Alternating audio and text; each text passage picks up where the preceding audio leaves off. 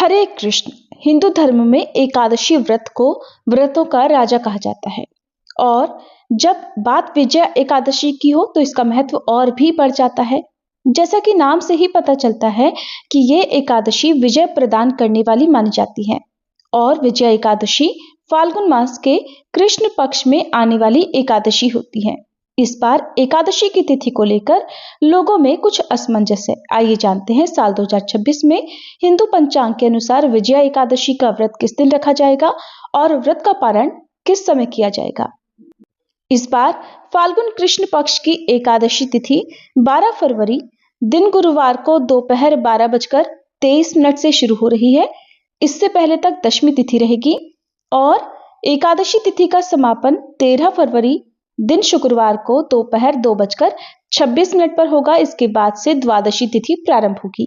जब भी एकादशी 2 दिन पड़े तो दूसरे दिन वाली एकादशी का उपवास रखना सबसे शुभ माना जाता है और एकादशी के दिन जब द्वादशी तिथि का भी संयोग हो रहा हो तब इसका महत्व और भी बढ़ जाता है। इसलिए इस बार विजया एकादशी का व्रत केवल 13 फरवरी दिन शुक्रवार को ही रहेगा। सभी क्रिश्चियन और इस्कॉन से जुड़े हुए लोग इसी दिन उपवास रखेंगे। दशमी तिथि के नियमों का पालन एक दिन पहले यानी गुरुवार को किया जाएगा। द्वादशी तिथि 13 फरवरी दिन शुक्रवार को दोपहर 2:27 से शुरू होगी। द्वादशी तिथि का समापन 14 फरवरी दिन शनिवार को शाम 4:01 तक होगा। इसके बाद में त्रयोदशी तिथि प्रारंभ होगी और इस बार विजया एकादशी के दिन ही कुंभ संक्रांति भी है। कुंभ संक्रांति तब होती है जब सूर्यदेव मकर राशि से कुंभ राशि में प्रवेश करते हैं और हिंदू धर्म में इस तिथि को बहुत ही पावन माना जाता है। इस दिन पवित्र स्नान, दानों में भी तिल, गुड़ और वस्त्र का दान सर्वोत्तम होता है और इसके बाद सूर्यदेव की पूजा करने से मोक्ष, सुख, समृद्धि और शनिदेव की पूजा करने से शनि दोष से मुक्ति मिलती है, शनिदेव की कृपा प्राप्त होती है। विजया एकादशी व्रत का पारण 14 फरवरी दिन शनिवार को किया जाएगा और व्रत पारण मुहूर्त रहेगा सुबह 7 बजे से 9:14 तक।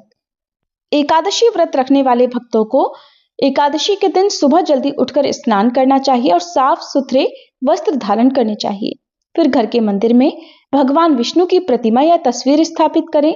भगवान विष्णु को पीले पुष्प, तुलसी दल, धूप, दीप आदि अर्पित करें। ओम नमो भगवते वासुदेवाय मंत्र का जाप करें। श्री विष्णु सहस्त्र नाम और एकादशी व्रत कथा का पाठ अवश्य करें। दिन भर व्रत रखें और मन में किसी के प्रति द्वेष न रखें। फिर अगले दिन द्वादशी तिथि को विधि पूर्वक व्रत का पारण करना चाहिए, तभी एकादशी व्रत पूर्ण होता है। एकादशी व्रत के नियमों का पालन दशमी तिथि से प्रारंभ हो जाता है और द्वादशी तिथि तक व्रत का पालन करना होता है। दशमी तिथि को महिलाएं सिर से स्नान कर सकती हैं, लेकिन एकादशी के दिन सिर से स्नान करना वर्जित माना गया है और एकादशी के दिन गृहस्थ जनों को भी अन्न का और खास तौर पर चावल या चावल से बनी वस्तुओं का त्याग करना चाहिए। भगवान के भोग में इस दिन तुलसी दल जरूर रखें और तुलसी महारानी जी की पूजा करके चालीसा पाठ और कथा का भी श्रवण करें। ये थी आज की वीडियो। आपको जानकारी अच्छी लगी हो तो वीडियो को लाइक जरूर कीजिएगा।